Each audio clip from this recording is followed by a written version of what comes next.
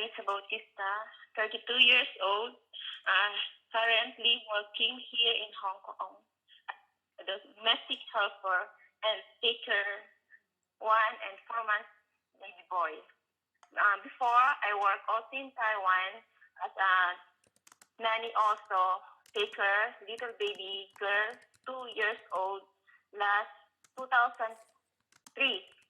And then after 2 years, finished contract on that employer, I came back again in Taiwan to take care a grandfather who has bedridden.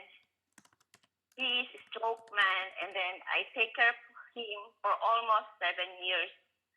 And then after that, I came back in Philippines, and then have give birth to my baby boy.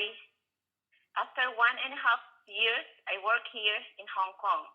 And then after that, for almost 4 months working here in Hong Kong, I decided to work in Russia.